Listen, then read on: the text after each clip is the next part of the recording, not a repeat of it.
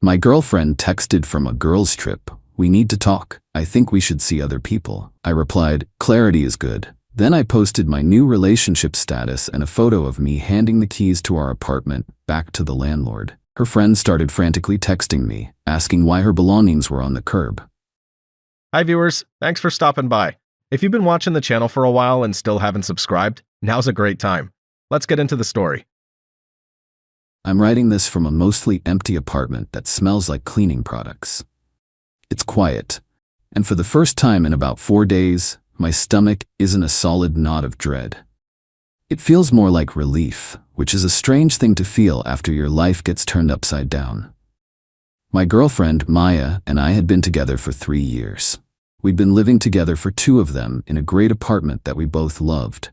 Our lease was set to expire at the end of this month, and for weeks we had been talking about renewing it for another year. We had the appointment scheduled with the landlord to sign the new paperwork this coming Friday. That detail is important. Last Saturday, Maya left for a week-long girls' trip to Miami with her 2 best friends, Chloe and Jessica. I helped her pack, drove her to the airport, and kissed her goodbye. Everything was normal. We texted a bit the first couple of days. Standard stuff, pictures of the beach, complaints about the price of drinks. Then, on Tuesday night, my phone buzzed with a message that detonated everything. It was from Maya. The text read, "Hey, have had a lot of time to think out here. We need to talk when I get back. I think we should see other people." See other people. It's one of those phrases, isn't it? It's a coward's eject button. It's designed to be a conversation starter, but it's really a statement of intent. It's a way to put your partner on ice, keep them in reserve as a safety net while you test drive other options without guilt. For 3 years, I had been her partner. In the space of one text message, I was being demoted to an option.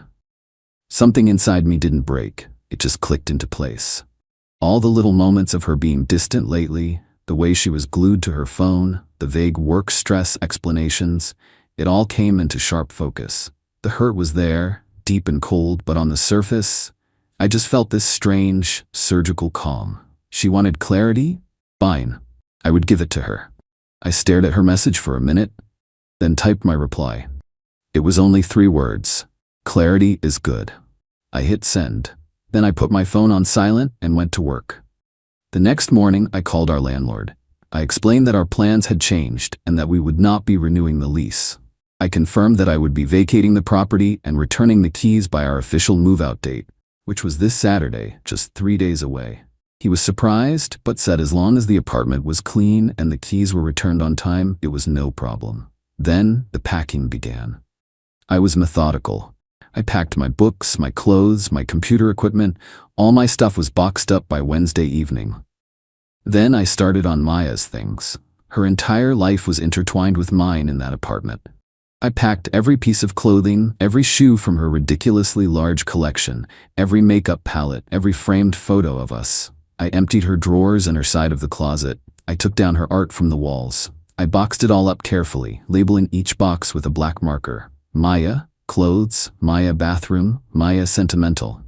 I worked for 2 straight days, fueled by coffee and a grim sense of purpose. By Friday night, the apartment was divided into 2 distinct territories. My life, stacked and ready to move, and her life, neatly containerized. On Saturday morning, I had movers take my belongings to a new, smaller apartment I'd found in a frantic but successful search. Once my things were out, I began the process of moving her belongings. I hauled every single box, every bag, every piece of her furniture that wasn't built in, out of the apartment and placed it neatly on the patch of grass next to the curb. I covered the entire pile with 2 large, heavy-duty tarps I bought from a hardware store in case it rained. The apartment was now completely empty. I spent the next 4 hours cleaning it from top to bottom. I patched nail holes, scrubbed floors, and cleaned the oven until it shined. It looked better than when we moved in. At 5 o'clock, I met the landlord outside. He did a walkthrough, looked impressed, and I handed him the keys. My friend, who had come to help with the final clean, took a picture of me shaking the landlord's hand, a genuine smile on my face for the first time in days. I went back to my new, quiet apartment, opened my laptop, and went on social media. I changed my relationship status to single. Then I posted the photo. The caption was simple. Sometimes you need to close one door to open another. Handing back the keys to the old place and officially starting a new chapter. Clarity is a good thing. I didn't tag anyone. I didn't have to. Within an hour, the frantic texts began. The first was from Chloe, Maya's best friend. "Alex, what is going on? Jessica just saw a post from someone in your old building. Why are all of Maya's things on the curb?" I let the message sit there for a moment, the words glowing on my screen. I took a sip of water and started typing my reply. Update 1. The initial text from Chloe was just the first drop in what quickly became a flood. My phone started vibrating non-stop with messages from her, Jessica, and a few of their other friends who were on the Miami trip. They were all variations on the same theme: shock, confusion, and rapidly escalating outrage. Chloe: "Alex, answer me. People are taking pictures of her stuff. Are you insane?" Jessica: "What did you do? Maya is crying her eyes out here. We had to tell her. You need to fix this now." I decided to respond to Chloe, as she seemed the most capable of forming complete sentences. My reply was calm and factual. I wrote, "Hi Chloe. On Tuesday, Maya texted me that she wanted to see other people. I respected her decision. Our lease was expiring this weekend, so I vacated the property as required and left her belongings for her to arrange pickup." Her response came back instantly. She didn't mean break up right now. She wanted to talk when she got back. "You can't just throw her life onto the street," I replied. Her text was clear. I accepted it. The lease ended. There was nothing more to discuss. That's when my phone started ringing. It was Maya. I let it go to voicemail. A message popped up immediately, a frantic, tearful rant. She was sobbing, barely coherent, yelling about how I had misunderstood, how I was cruel, how I had betrayed her. Then another call, and another. I blocked her number. Of course, she immediately started calling from Chloe's phone. I answered, putting it on speaker. "Alex, how could you?" she screamed, her voice hoarse. "My things, my furniture, it's all on the sidewalk." I kept my voice even. "Hello, Maya. Yes, the lease was up today. You ended our relationship, so I moved out." "I didn't end it. I said we should talk," she shrieked. "I was supposed to come home. Where am I supposed to go? What am I supposed to do?" The entitlement was breathtaking. She genuinely expected me to just sit in our shared apartment for a week, waiting patiently for her to come home from her trip and decide my fate. She thought she could put me on hold.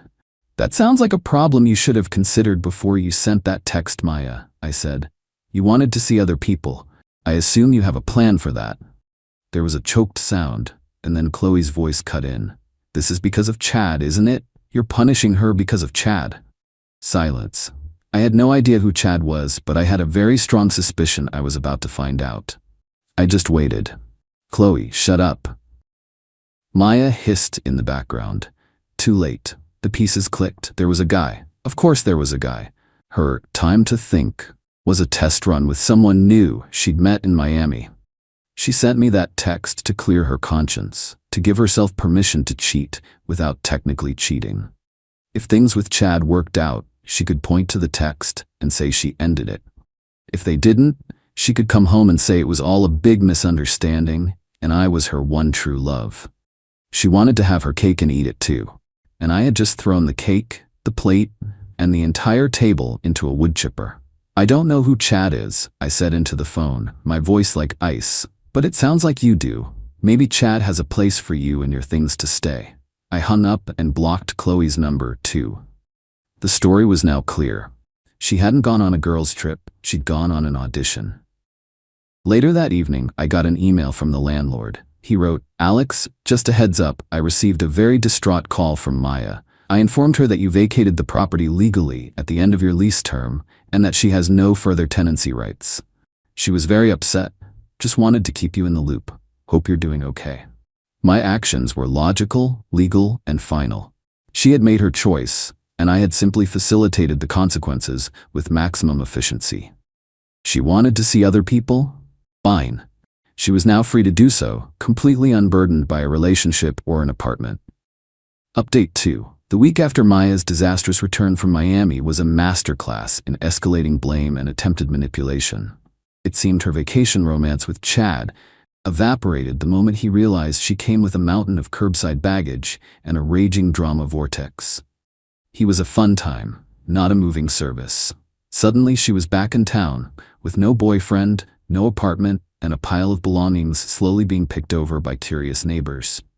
Her friends, I assume, helped her move everything into an emergency storage unit, a task I'm sure they enjoyed immensely.